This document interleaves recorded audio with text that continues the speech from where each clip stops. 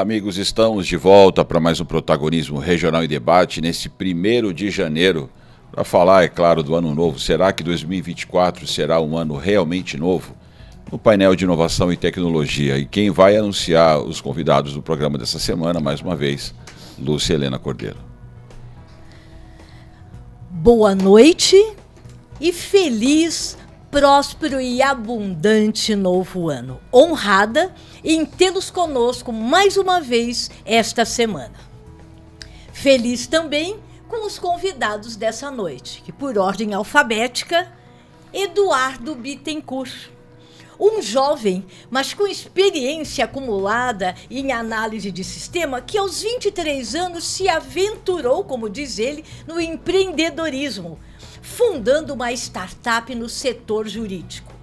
Após intensa atuação como executivo em diversas startups aceleradas e venda de participações, ele criou um espaço belíssimo, do qual tive o privilégio de estar lá, o Space Moon, em Santos, um hub de inovação de grande influência, atuando como conselheiro na área de investimentos, modelagem de negócios e fusões e aquisições. Atualmente, ocupa o nobre papel de presidente do Parque Tecnológico de Santos e dedica-se a fortalecer, a expandir a governança e o impacto gerado pela inovação e tecnologia, certamente contribuindo para o desenvolvimento da nossa região. Gratidão, Eduardo, em ter aceito o convite para essa primeira noite do ano. Eu que agradeço o convite, para mim é uma honra estar aqui, poder falar um pouco aí sobre o nosso trabalho, sobre todo o trabalho que foi 2023, todo o planejamento de 2024 e na companhia aí de verdadeiros amigos que eu tenho certeza que também vão juntos com a gente transformar a nossa região. Então, muito obrigado pelo convite, sempre chamado aqui estarei. Muito bom, e olha que nós já precisamos, já vamos chamar mais vezes. Também conosco, Simone Basile, founder e CEO da Interact, uma rede de empreendedorismo. Empreendedora também, desde mais jovem, porque é jovem, né? Estrategista, mentora, advisor em negócios, investidora anjo em startups. Atua no ecossistema empreendedor e de inovação no Brasil, na América Latina e na Europa. Membro associada da Poly Angels, rede de investidores da Politécnica da USP. Mentora da Inovativa Brasil, que é a maior aceleradora de startups. Professora em diversos cursos de pós-graduação e MBA no Mackenzie. Administradora, doutora em ciências pela USP e mestre em administração e estratégia pelo Mackenzie. Sem falar em outros cursos que já daria um programa inteiro. Gratidão também, Simone, por estar conosco nessa noite. Boa noite, feliz ano novo para todos. E assim, agradeço muito o convite. É uma honra poder estar aqui hoje nessa, começando o ano aí, tentando fazer algumas conversas, previsões eu não ouso dizer previsões, mas só falando um pouquinho de algumas tendências, alguma coisa muito bom, e agradeço bastante o convite. Muito bom. Bom, Eduardo, você estava falando de planejamento.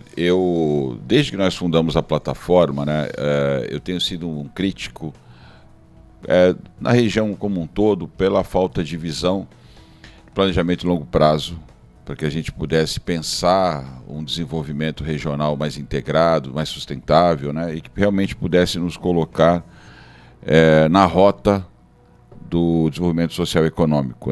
Santos tem uma história de vanguardismo nacional, foi exemplo de desenvolvimento em várias áreas, especialmente aqui de primeira Bolsa do Café, enfim, poderia ficar aqui o programa inteiro falando exemplos de vanguarda da cidade de Santos, mas eu tenho feito muitas críticas de que a gente acabou estagnando nesse processo.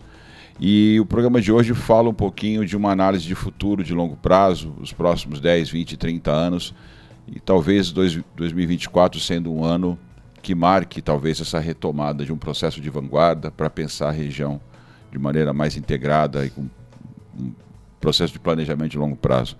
O que está sendo feito na tua área, você que assumiu o Parque Tecnológico aqui esse ano em 2023, se é que está sendo feito, imagino que esteja, para que Santos retome esse processo de vanguarda, pensando no desenvolvimento integrado, sustentável para as próximas décadas? Pergunta fácil, né? O trabalho tem sido feito exatamente nesse sentido, né? E a gente entendeu também que é um trabalho de colaboração e conexão, né? Então, estar aqui, estar em tantas casas aí de influência, de grande impacto na região, foi como a gente entendeu que a gente podia transformar, né? Não querendo puxar o protagonismo só para nós, né? Acho que até o programa bacana isso, mas entendendo quem são os protagonistas e como a gente coopera, como a gente colabora. E esse tem sido um trabalho muito intenso e que tem dado resultado, né? Então, foi um trabalho, e aí eu gosto de comparar muito com o modelo de startup, né? Acho que a Simone daqui ela pode ratificar isso, de aprender com o cliente, né? Aprender com o parceiro, de testando, validando, pivotando, aprendendo, correções de rota. Então, esses primeiros 8 meses de gestão, alguns programas que a gente implementou, foi primeiro o parque de portas abertas, independente de já ter novos editais e tudo mais, a gente realmente quis que os empreendedores, que os empresários estivessem frequentando já o parque, ainda que na estrutura provisória em obra, né? Hoje o que vai ser lançado agora no dia 26 de janeiro, mas que a gente também pudesse ir às ruas, ouvir as pessoas, ouvir os outros parques. Então, tivemos parque aqui no Brasil, a gente foi em Sorocaba, no Rio de Janeiro, conversando com o pessoal de Florianópolis, o pessoal de Recife, entender também o que estava dando certo para a gente poder aprender, né? E agora trabalhar todo esse planejamento em aplicação, execução, e faz parte disso, esse aprendizado foi essa cooperação. Então, a gente entendendo isso, tem trazido para esse protagonismo, né, regional aí, colaborando aí com o nome do programa, quem realmente já está há tempos, desde o transporte náutico, do turismo inteligente, a questão de todo o 5G que a gente vê, de aplicações, que aí entrar em internet das coisas, toda essa parte de aplicação de tecnologia do cidadão com o poder público. Então, o Parque Tecnológico ele tem sido esse facilitador, né? Então, tivemos agora, no finalzinho de dezembro, o nosso conselho administrativo de final de ano, e eu fiz muita questão de ratificar isso. Nós somos compostos, até bacana para quem não sabe, nosso conselho administrativo, ele é composto pela tríplice hélice, né? 5 cadeiras do poder público, 5 cadeiras do mercado, 5 cadeiras das universidades da academia. E nisso a gente conseguiu ali reforçar essa ideia, primeiro de governança, né? Porque para a gente fazer um trabalho de longo prazo, que nem o que você falou, a gente precisa dessa visão de longo prazo, né? E a gente trazer todos os atores para a mesa, a gente faz isso, né? Porque não é uma ideia do Eduardo, não é uma ideia do Parque Tecnológico, é uma visão estratégica que a gente vem ouvindo todos os atores e compondo aí sim uma visão alinhada com os interesses comuns, né, de todos. E também até alguns interesses individuais, mas que compõem para a coletividade. Então, nesse trabalho de coalizão mesmo que a gente vem trabalhando para poder ter um planejamento alinhado. Procuraram fortalecer a rede, né? Exatamente. Bom, nós estamos falando de ano novo, né? O questionamento é, será 2024 um ano verdadeiramente novo? E aqui eu pergunto para a Simone, em termos, para além da tecnologia, na parte geopolítica, econômica, social, mudanças de comportamento. Como você vê isso, Simone? Bom, primeiro assim, acho que a questão da inovação, o novo, né, é uma coisa assim que já vem acontecendo direto, né? A gente já vem passando por grandes mudanças e 2024, na minha visão, é um ano de continuidade dessas mudanças. Então, a gente está em um processo de mudança muito acelerado, né? Eu vejo que na questão geopolítica nós já tivemos enormes mudanças que estão aí trazendo...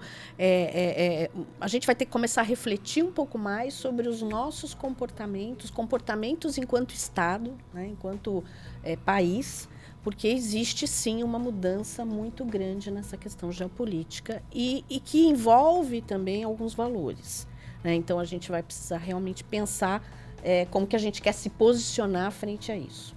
Fora, a gente tem os impactos econômicos dessas mudanças, né? E o Brasil também vai precisar saber se posicionar nessa história toda, né? Então, como é que a gente vai fazer isso é algo que é um desafio. É um desafio muito grande, porque as regras do jogo estão meio postas, né? E a gente ainda está meio assim, o que a gente faz, o que a gente não faz, né? Então, é muito importante a gente ter na visão, essa visão de que nós teremos que ter comportamentos diferentes do que a gente teve até então.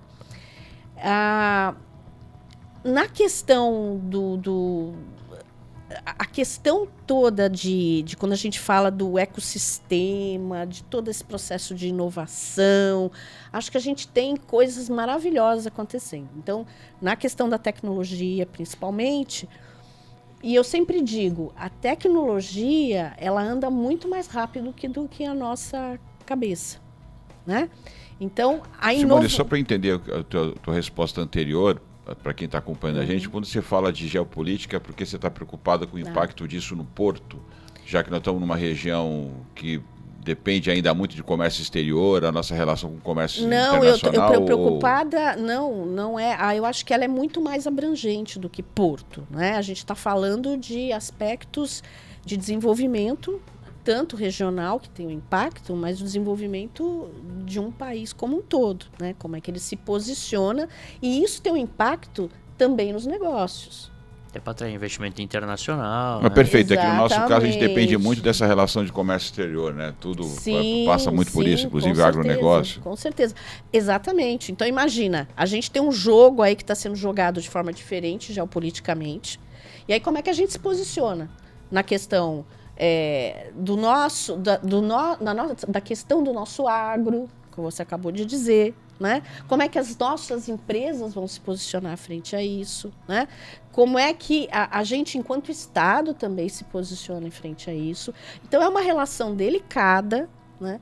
E que eu acho que nós vamos ter que aprender rapidamente como fazer isso. Acho que a gente ainda está, né, tateando, né? Então, acho que isso é importante, sim, e tem um impacto para regional também, claro, né? Vai ter um impacto para todo mundo, né? Então, a gente precisa realmente... E para os investimentos, como o Eduardo falou, né? Como é que o Brasil vai estar sendo visto para os investimentos? Como é que a gente vai estar sendo visto para questões de investimento no ecossistema de startups, né? Tudo isso tem uma questão que precisa ser um pouco melhor avaliada, né? Então, acho que nesse aspecto a gente tem um desafio muito grande. Então, ano novo é uma vida nova, entre aspas, porque, na verdade, é uma continuidade, né? A gente está falando de uma continuidade de algo que já está acontecendo e que a gente vai ter que se saber. Estou achando que você está com muitos dedos para falar aí. Eduardo, tá muito, né? Eduardo, dentro do que eu te perguntei na primeira intervenção, como se fosse até uma sequência, a questão de vocações, que é outra crítica que eu também fiz ao longo dos anos, sobre a falta de compreensão das vocações para enxergar esse planejamento de longo prazo. Nenhuma região tem desenvolvimento sustentável se ela não compreende vocações e explora essas vocações da melhor maneira, da maneira mais inteligente, da maneira mais integrada, da maneira mais, digamos assim, com a melhor cooperação possível, e não se abre para os mercados. Porque é isso que faz com que o empreendedor faça, né, o processo de inovação acontecer. Estamos no painel de inovação. Até que ponto você pode colocar para a gente o parque está alinhado com eixos vocacionados do ponto de vista econômico da nossa região, e dá até para, de alguma forma, ilustrar um pouco a preocupação da Simone, com alguns dedos, mas que ela manifestou aqui. Perfeito. Hoje em dia a gente tem que ser cuidadoso. Não, mas nós estamos imune. Aqui ninguém derruba nosso carro, não. Acho que uma coisa que vem se caracterizando são as vocações da nossa região, a importância de trabalhar com isso, que isso conduz a arranjos produtivos locais, a tantos benefícios quando a gente entende de fato essa vocação. E faz parte da minha primeira resposta também, esse tour, né, que a gente fez, que a gente chama de roadshow, Entender o que já está acontecendo. Como é que Sorocaba, por exemplo, se posiciona, como é que Brasília, como é que Rio de Janeiro se posicionou, e entendendo também aqui quais são os nossos potenciais, né? Então, já foi citado a questão do porto, né? E a gente também entendia que precisava ser uma coisa mais fácil para o entendimento de todos, né? O parque tecnológico era uma visão muito distante, às vezes, do cidadão comum. Então, hoje, a gente agora está muito aí conversando, indo às ruas, a gente vê como as pessoas, às vezes, desconheciam. Então, é esse trabalho que a gente tem revertido. E dentro dessa estratégia, entender que Santos tem mais de uma vocação, mas a gente precisa comunicar isso de uma forma mais clara. E aí, através de muito estudo e aí o Sebrae, numa atuação aí que vem fazendo há muito tempo, a economia azul ela se consolidou como esse diagrama aí que compõe todas essas vocações, né? Entrando aqui, né, tem mais profundo do que o que eu vou falar, porque posso esquecer algum, mas toda a questão do turismo, né, o turismo inteligente, no nosso caso principalmente, mas a capacitação do turismo na ponta, quando a gente fala de turismo também, Santos tem toda essa parte também, desde o ribeirinho até a questão da pesca, até a questão do turismo de gastronomia, turismo de belezas naturais, passando também, aí para quem não sabe, a origem do parque lá atrás, mundo petróleo, gás e energia. Então, também na época a instalação da Petrobras, também compõe dentro disso da economia azul esse olhar. Aí, repetindo o que a gente já falou, o porto, né? O porto aí, no nosso caso, não existe sem o mar, né? Então, dentro dessa questão da economia azul, é um dos principais atores desse desenvolvimento. E algumas outras aí, e o olhar, o que é muito interessante, né, quando a gente fala de economia azul, é o olhar com a ótica do ESG, né? A gente até recentemente assinou, a gente é signatário do Pacto das ODS 2030, através da Prefeitura de Santos também. Tem um departamento de ODS, né? Até o Fábio Tatsubo aí é um cara realmente que vem batalhando por isso, e a gente junto vem ratificando isso. E a economia azul ela consegue abarcar todos com esse olhar dessa preocupação para o longo prazo, né? Para um desenvolvimento sustentável. E era isso que em anos passados talvez não era tão olhado de uma forma global. Eu acho que quando a gente põe essa pauta na mesa, a gente começa a desenvolver de uma forma muito mais consciente, né? E isso traz junto também um outro mercado muito grande dentro dessa questão das pautas ESG, né? Então, isso é algo que dentro do Parque Tecnológico a gente está trabalhando muito para que realmente não seja o avanço pelo avanço, mas sim o avanço de forma sustentável, o avanço de forma colaborativa, diversa, né? E a gente fala muito isso. Onde o ambiente for diverso, a criatividade, a inovação, ela aparece naturalmente, né? Visões e olhares de experiências e vivências diferentes são fundamentais, né? Então, esses são algumas dos olhares bases, né, do Parque Tecnológico, pensando aí, quando a gente fala de economia azul, não só de Santos, mas de todo o litoral paulista, né? Então, acho que esse foi um olhar que a gente se preocupou muito em atender até uma demanda até do governo do estado, né? Para a gente conseguir ter essa visão mais metropolitana, né? E acho que nada mais óbvio aí que Santos, com tantas universidades, tantas empresas, tem um valor, um PIB mais representativo, poder de fato puxar, né, essas cidades aqui ao nosso redor, de todo o litoral, e aí a gente também tem se disponibilizado para ser um pilar nessa sustentação, para que a gente leve o desenvolvimento, leve tecnologia, leve inovação para Santos, sim, né? Nossa área de abrangência é no centro ali histórico, para que a gente favoreça com subsídios fiscais, facilitações, e realmente que tudo possa estar próximo e florescer novas ideias, empresas, projetos, mas que o olhar seja realmente um olhar de toda essa costa paulista, para a gente trabalhar junto e fortalecer também o governo do estado nesse sentido.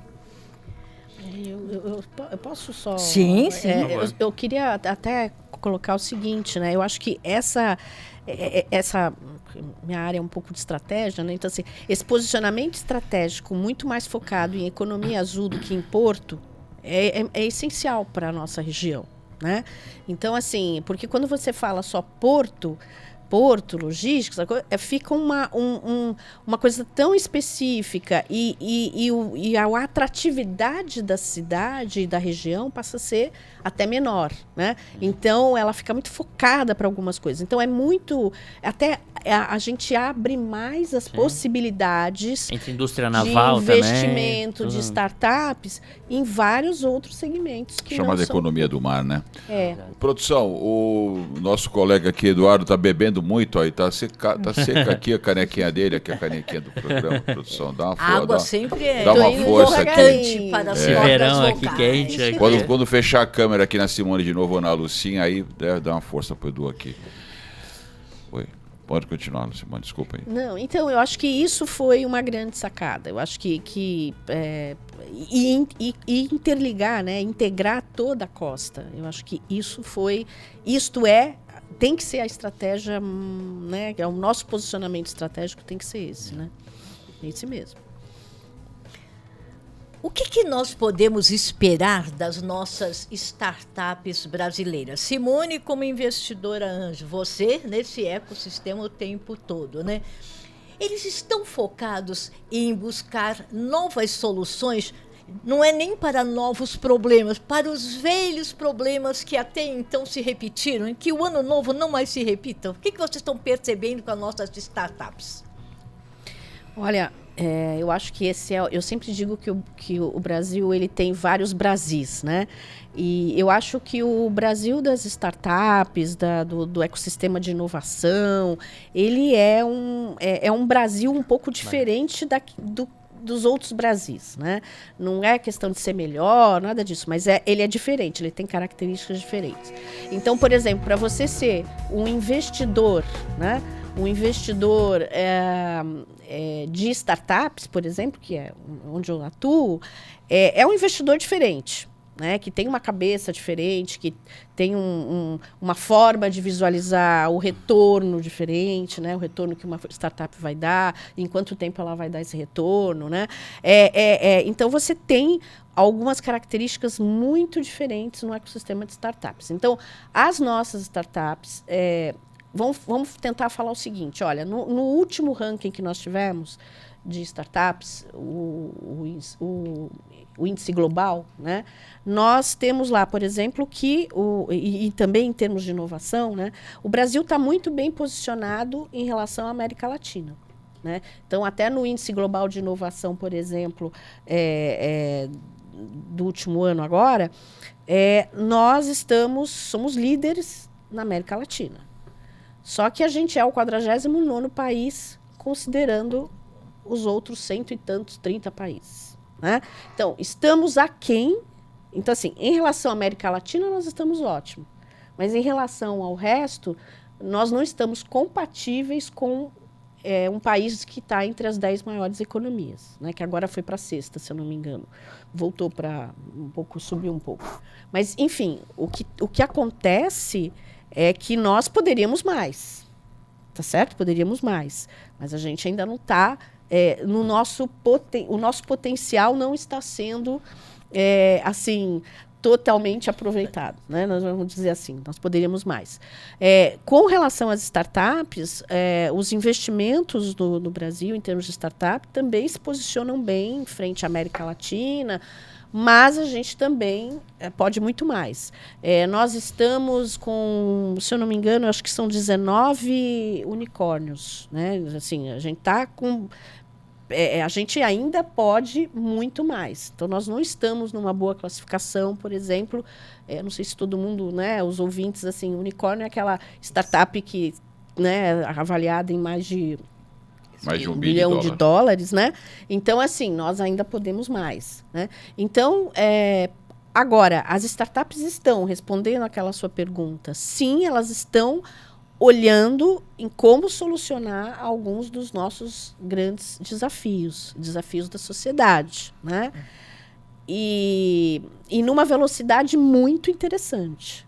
Né? Então, por exemplo, hoje a gente tem as nossas fintechs conseguiram fazer mudanças no sistema financeiro, que era algo que ainda era impensável, né, na questão, por exemplo, pensando que o nosso sistema financeiro é um sistema extremamente fechado, né? A gente tínhamos pouquíssimos players nesse segmento. Então, as fintechs, que são as startups do segmento financeiro, elas estão dando um show aí com uma série de soluções. Nós temos também as startups de saúde. Então, o Brasil, e não só o Brasil, mas outros países, precisam de novos modelos de saúde, né? de atendimento de saúde. Né? Então, as health techs também estão se posicionando super bem, estão com muitas soluções. Então, o agro, né? As startups voltadas para o agro, tecnológicas, nossa, estão uma infinidade. Em cima disso, é que eu queria até insistir numa pergunta, mas agora fazendo de uma maneira um pouco diferente, porque o agro, por exemplo, que você citou agora, a tecnologia nos ajudou como sociedade a ampliar brutalmente a produção de alimento, o que fez com que uma quantidade expressiva de pessoas no planeta saíssem da linha da extrema pobreza ou da extrema fome, digamos assim, né? Então, a produção de alimentos foi fundamental e até para conseguir produzir mais em áreas menores, né? Agora, a gente ainda tem muitos problemas, graves problemas para solucionar. No Brasil, especificamente, a gente tem o apagão de mão de obra relacionado à nossa baixa qualificação profissional, os problemas com a nossa educação. Alguns especialistas falam que a gente está formando aí, no máximo, 25% da demanda por novos programadores, profissionais de TI. E isso vai ser um problema seríssimo para a próxima década. A gente vai ter um apagão de mão de obra, isso vai forçar o Brasil a importar profissionais ou vai ter problemas no próprio mercado dessas empresas, fazendo a nossa competitividade cair. Além disso, a gente tem outros problemas relacionados à nossa capacidade crítica de análise, né? Enfim, interpretações de texto, a gente tem aí né? Onde eu quero chegar? Será que olhar para esse problema, para esse gargalo, né? A gente não vai conseguir dar uma subida na qualidade educacional de um ano para o outro? A gente não soluciona isso pelo método formal. Como é que a gente acelera? Como é que a gente cria soluções, se é que é possível criar soluções, para a gente mitigar ou minimizar esse risco de apagão de mão de obra, usando isso como uma forma de criar soluções inovadoras? Não sei se eu estou sendo claro na minha pergunta. Pegar o problema e transformá-lo numa alavanca de desenvolvimento. Ou seja, para que as empresas que querem criar inovação possam falar, olha, isso é um problema, a gente tem problema relacionado a isso, precisamos trabalhar na formação de jovens para tendências de mercado, como a gente consegue solucionar? Será que a gente tem condição de criar soluções para esse problema? Vocês reconhecem que a gente tem um problema? Eu queria comentar dos dois a respeito disso. Acho que o Eduardo podia começar, né? A Simone falou por último. Acho que essa questão da apagão de mão de obra, acho que tem um ponto a mais, na verdade, é que a questão do câmbio prejudica também isso no Brasil, porque a gente, muitas pessoas formadas em tecnologia acabam sendo importadas em outros países, né? Então, tem muito brasileiro indo para Portugal, indo para a Europa, indo para os Estados Unidos. Isso está nesse número? Eu acredito que esse déficit é maior por conta disso também, né? Então, eu trago esse ponto porque temos muitos formadores de profissionais de tecnologia em excelência, né? Precisamos ter mais, né? Eu acho que... Você é um fatecano, né? Eu venho da FATEC, então... e assim, era muita gente boa se formando ali. E aí, no caso Santos, a gente tinha essa evasão para São Paulo. E aí, pós-pandemia, isso explodiu, né? Essa questão do híbrido, home office, veio muito assédio de empresas europeias, americanas, contratando programadores brasileiros, porque são características, são reconhecidamente bons profissionais, os programadores brasileiros, né? Então, eu acho que um trabalho, e aí acho que vai de encontro com a tua segunda fala, é gerar oportunidades para que a gente tenha a retenção desses talentos. Acho que esse é o ponto, é um ponto que a gente tem trabalhado muito lá como Parque Tecnológico, para a gente gerar essas oportunidades. Não é simples aí, como uma fundação pública, a gente tem umas certas amarras para que essa conexão seja imediata, mas é o que a gente vem trabalhando para ter essa agilidade, né? Então, estudando esses modelos, todo esse a gente fala do roadshow foi importante por isso, para entender como de forma ágil, né? E quando o prefeito Rogério Santos trouxe, a missão que ele me deu foi exatamente essa, pensa de forma ágil, pensa como privado, apesar de você estar numa fundação pública, então é isso que eu tenho feito. Então é justamente trazer a oportunidade, a demanda, e aí entra a segunda resposta da economia azul. Então, as empresas estabelecidas, seja na indústria naval, no óleo e gás, no porto, no turismo, parte de segurança, cidades inteligentes, elas demandam, né? E a gente, quanto tríplice hélice, esse facilitador, conectando aí com a academia também, a gente consegue também demandar para as universidades que às vezes tem um pouco de distanciamento do acadêmico pro mercado. Nosso papel é trazer essa coisa, essa junção aí, para que realmente também nas universidades já se pense. Eu tive essa experiência uns 5, 6 anos atrás, numa startup que eu era sócio. A gente foi para um prédio em São Paulo, que no prédio eram 4, 5 andares de coworking para startups, 4, 5 andares era uma escola de tecnologia, uma universidade de tecnologia. Então, as empresas do prédio, elas contratavam já 6 meses antes a turma de formandos. Então é isso que das nossas referências, é uma das coisas que a gente vem buscando também fazer na parte tecnológica, porque é isso, né? Acho que a ideia é conseguir replicar isso em escala, né? Mas a gente ainda está no momento de entendimento do modelo para que a gente possa aí sim escalar isso aí no ano que vem, nos próximos anos. Eu concordo com o Edu com relação a essa questão da retenção, né? Eu estava mesmo lendo aí sobre Estados Unidos vai facilitar a entrada de profissionais brasileiros, né? Então imagina, vai facilitar a partir agora do ano, né? E existe uma fuga de cérebros aqui do Brasil.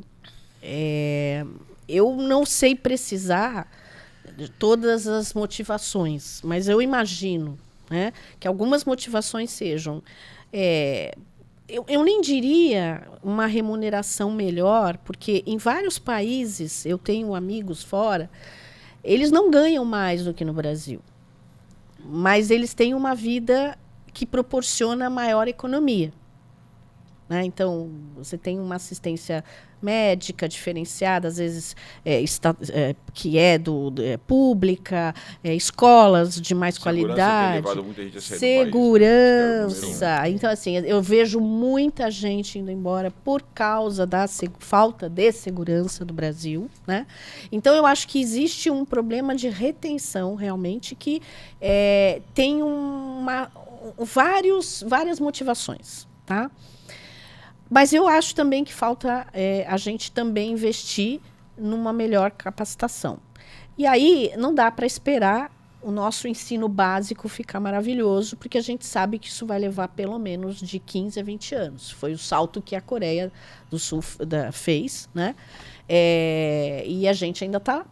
Se a gente começar hoje, vai levar 20 anos para a gente começar a ter resultado. Então, a minha, só para um recorte, Simone, a minha pergunta específica nesse caso será que é possível pensar em soluções de curto prazo, porque nós estamos perdendo os talentos e está ficando aqui a mão de obra menos qualificada, gerando ainda mais problema social, mais violência, e isso vai se retroalimentando. Então, isso se transforma num desafio social e econômico. Então, será que é possível pensarmos em soluções para esse desafio? Sim. Também como nós já temos casos bem-sucedidos, que é, por exemplo, Florianópolis. Você não tem problema de mão de obra em Florianópolis, né? Então, a gente precisa começar a pensar onde é que as coisas estão dando certo e por que estão dando certo, né? Então, assim, um dos fatores que mais levam a se empreender em Florianópolis é exatamente esse, porque você tem mão de obra capacitada com um valor até inferior a São Paulo, né? Então, você consegue montar então, por que isso aconteceu em Florianópolis? E aí eu vou tentar responder um pouco sua pergunta, que eu acho que não tem uma única resposta, tá, Sérgio? Mas assim, creio que sim. Não tem. Mas assim, criando um ecossistema que consiga pensar do início até o fim dele.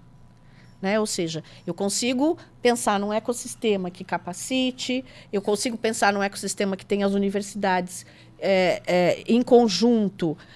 Para quê? Para que aquela mão de obra consiga trabalhar e ter projetos, né, pesquisas, e consiga se manter por ali, né? Depois consiga empreender ou consiga atuar nas empresas que estão lá. Então, você vai tendo que criar um ecossistema. Florianópolis fez isso. Tá? Outro lugar que está se destacando muito é São Carlos.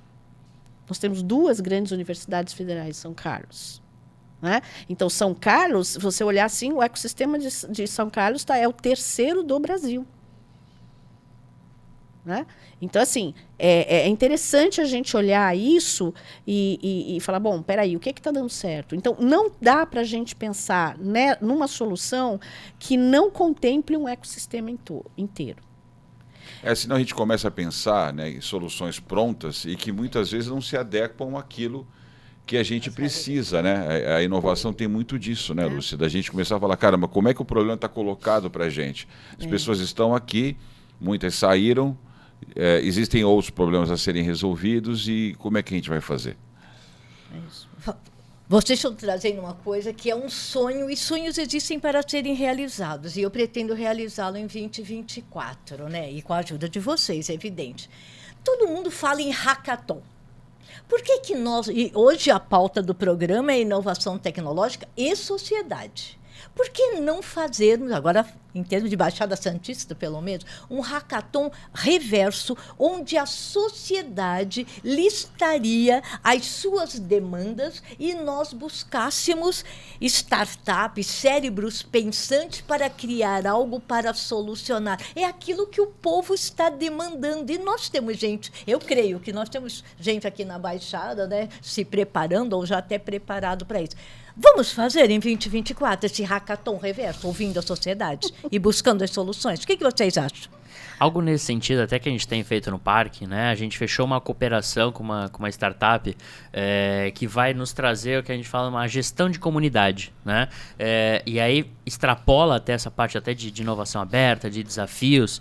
A gente está trazendo justamente para que fisicamente o nosso espaço tenha uma gestão, né? Mas que também a gente possa ter essa aproximação do ecossistema, da comunidade. Então, com fóruns de debate, com propostas, até para organizar os grupos de interesse, né? Então, dentro dessa linha, de novo, né, essa criação da rede que a gente fez. Então, por exemplo, um hackathon que vai acontecer vai chamar ESG Challenge, né? Não sei até se já estou dando um spoiler. O pessoal da autoridade portuária, eles estão organizando, que já vai tratar uma série de demandas do porto, dos terminais.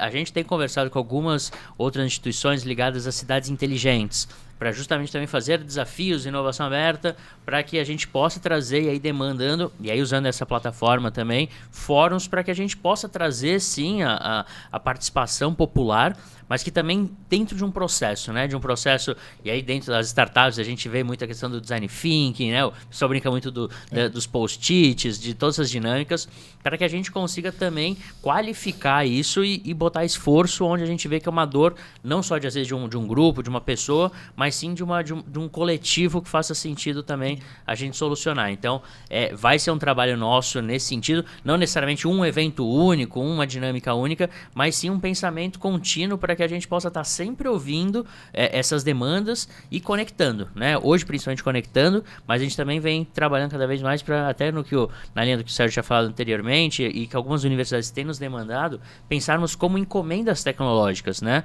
Quando a gente vê de fato que tem uma encomenda que se prova, que se financia, a gente conseguir de fato articular a academia, o setor privado, o setor público, para que a gente consiga ter uma grande entrega de encomendas tecnológicas, que é o que ainda é um desafio para todos os parques tecnológicos atenderem, mas que é um pensamento de futuro, para que a gente consiga realmente ser esse promotor, esse vendedor da região, e que por consequência de toda a sua parque tecnológico e seu parque de universidades, seu parque de empresas privadas, seu parque de mentes pensantes e talentos da região. A gente vai de encontro aí com a sua proposta, Luciana. E lembrando, assim, só interrompendo aí, mas lembrando que eu acho que o hackathon e qualquer outra são mecanismos, né, que você tem, mas eles não podem ser usados isoladamente, né? Porque é aquilo, para a gente conseguir o resultado, a gente precisa pensar no ecossistema mais abrangente. Então, o hackathon, ele é legal? O reverso, não importa, mas ele precisa estar dentro de um contexto para que ele não se perca, o que você falou de continuidade, de uma coisa mais permanente, mas não só ouvir e tentar ali, naquele momento, solucionar, mas como é que a gente faz para dar continuidade a isso? Quais serão as iniciativas? Quais serão as estratégias? Quais serão os recursos? Então, tudo isso, e aí você vai montando esse ecossistema. Eu particularmente, acho que a gente padece de uma cultura que foi enraizando na mentalidade das pessoas de que negócio é coisa do capeta. Todo negócio é do malvado capitalista. E é raro você falar com as pessoas comuns que não se tornaram empresários mais poderosos, falarem de negócio como algo natural, trivial da vida humana, as relações de troca, né? E aí vai uma dica, viu, Eduardo? Eu acho que é fundamental para 24 o parque levar para dentro da sua estrutura, do ecossistema que a Simone está falando aqui, porque quando a Simone está falando eu começo a entender o quê? É o ecossistema, o que ela chama de ecossistema aqui, é, na verdade, fazer as ideias virarem negócio. Porque aí ele se sustenta e retroalimenta outros negócios. E aí isso se transforma num ciclo virtuoso.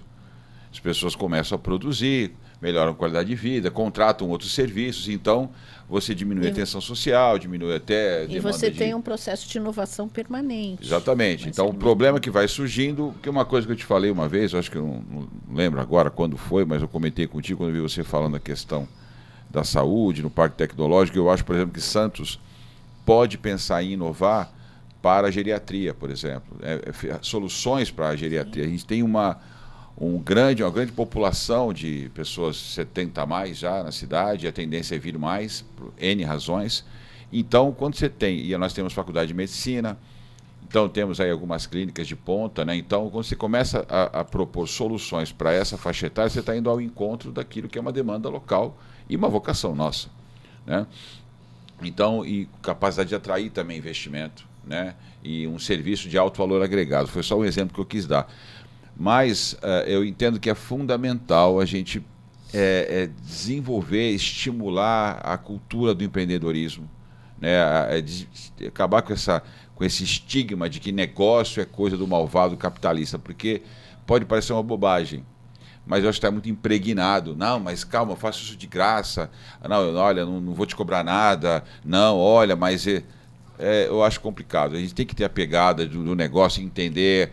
Porque não dá para você falar de governança, né, se você não entende a finalidade básica de um modelo de negócio, que é você conseguir ter resultado, né? Sérgio, esse é um... Eu acho que tem muito amadorismo nisso, sabe? Esse é um assunto, tudo meia boca. Esse é um assunto que leva mais um programa inteiro, né? Mas assim... não, faremos. Sério mesmo, não, mas eu poderia dizer qual que é a minha visão, tá? Eu não posso provar isso por uma tese, né? Mas é a minha visão. Eu acho que essa visão sobre negócios, sobre capitalismo, ela é uma visão não só do Brasil, mas da América Latina. Então, nós estamos, por incrível que pareça, eu acho que, a gente falou assim, o que pode ser novo, né? Eu acho que o Brasil, ele é um país que sofre de alguns males, e um deles estar num continente que pensa de uma forma muito assim, né? Se você pegar os países da América Latina, a gente consegue entender, né, o atraso, enfim, e são todos, né, a maior parte pensa assim, né, com algumas raríssimas exceções. Então, eu acho que o Brasil está nesse contexto. Só que, ao mesmo tempo, o Brasil vive um dilema, porque ele é uma liderança e que se relaciona com quem não pensa dessa forma. Então, a gente tem aí Eu acho que São Paulo é um paradoxo em relação a isso. São Paulo é uma coisa totalmente fora do normal, porque a cultura paulistana, por exemplo, é absurda. Tudo que você lança no mundo tem São Paulo. E também tem isso, né?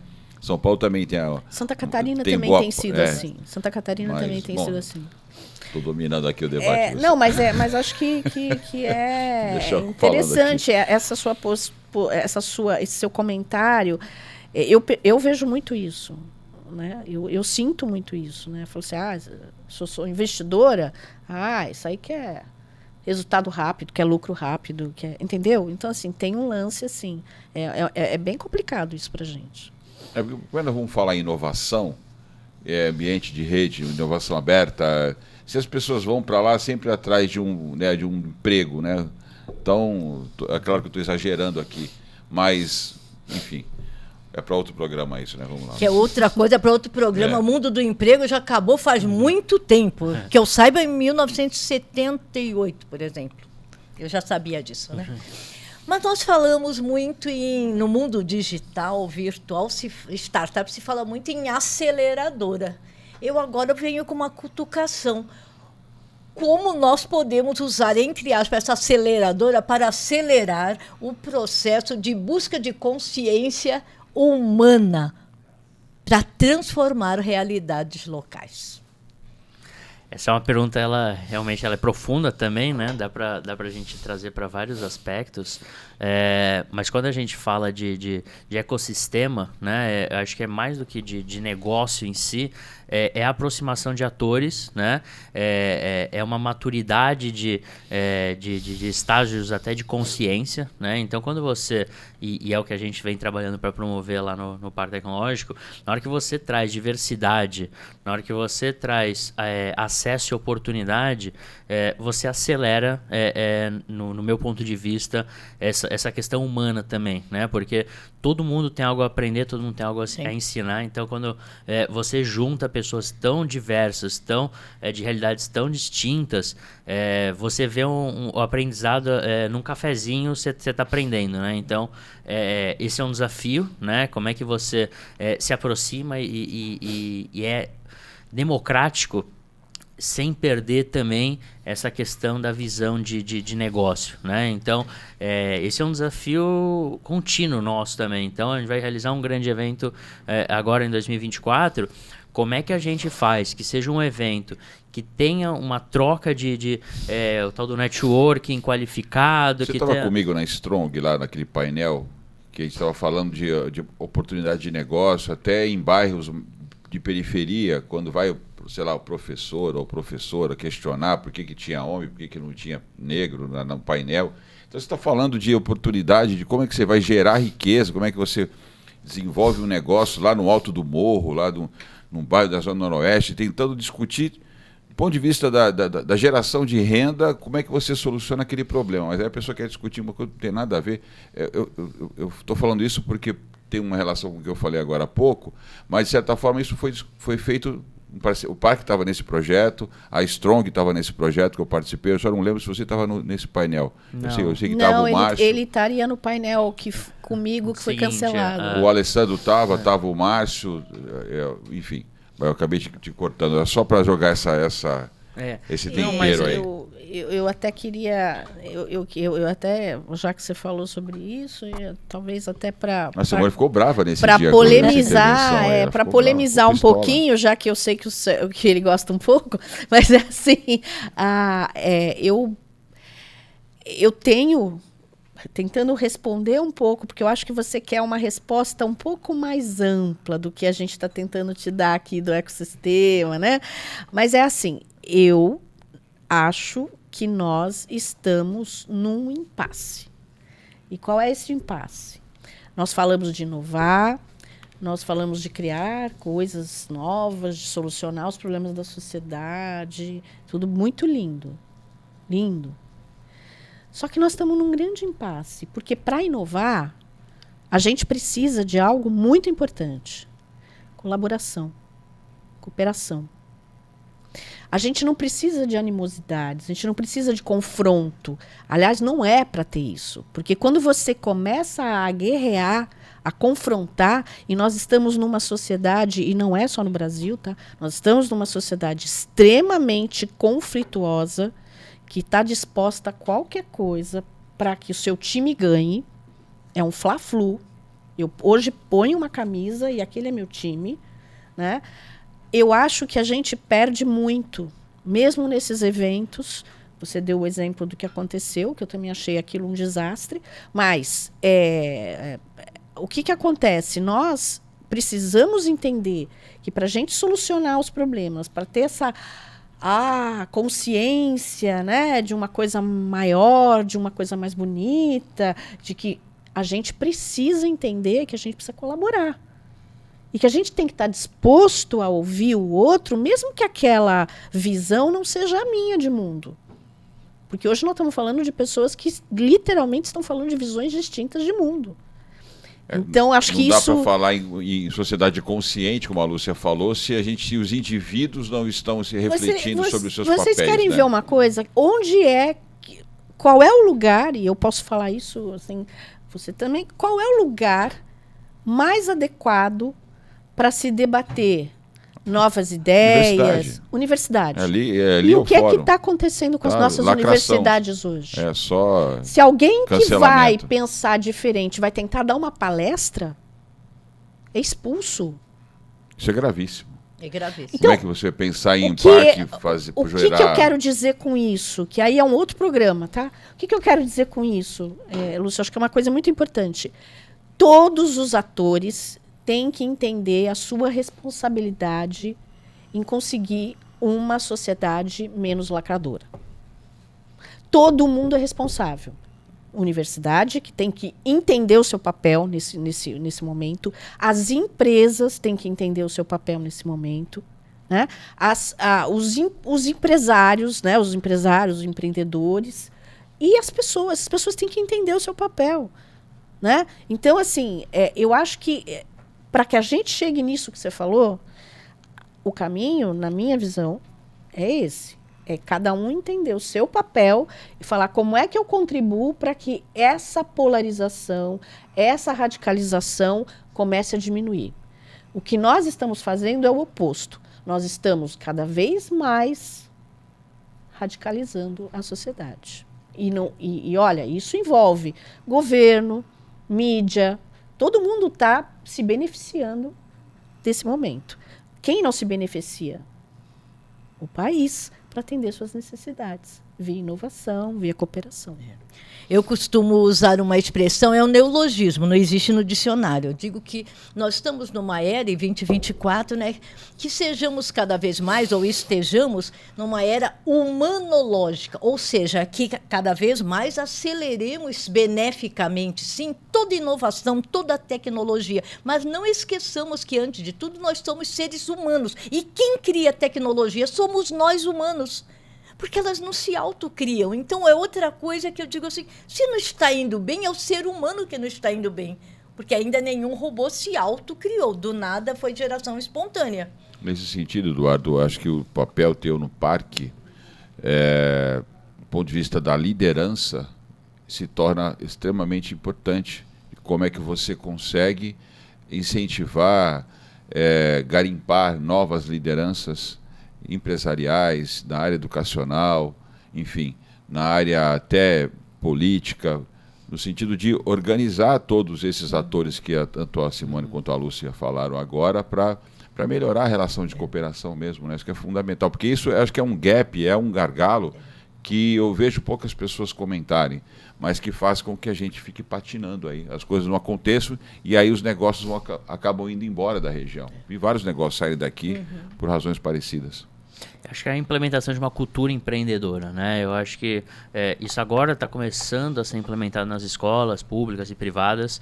A nossa iniciativa, que ainda é tímida e a gente quer ampliar, é o parquinho tecnológico que a gente tem com a Secretaria de Educação, porque agora a gente também está conversando com escolas privadas que estão já botando na sua carga eletiva o empreendedorismo, para que a gente possa ser realmente atuante nesse sentido, para que não só a percepção que o empresariado proletariado, que o capitalismo não é algo ruim, né?